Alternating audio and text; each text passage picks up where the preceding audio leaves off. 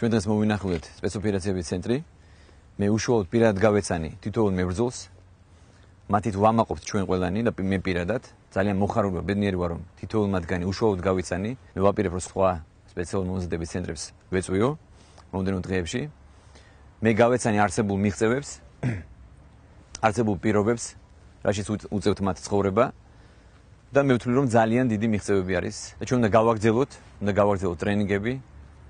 მე მათ გამაცნეს სამოქმედო გეგმა, გრძელვადიანი სტრატეგია, თუ რა უნდა გაკეთდეს, იმისათვის უფრო დაიხვეწოს ეს ცენტრი, უფრო გახდეს, უფრო მობილური, უფრო ეფექტური და მე მაქსიმალურად ყველაფერს გავაკეთებ, რომ ხარში დაუდგე თითოეულ მათგანს. და მე ვიქნები მათი პირადად გარანტი, რომ მათი უფლებები და მათი პირობები იქნება გაუმჯობესებული და დაცული.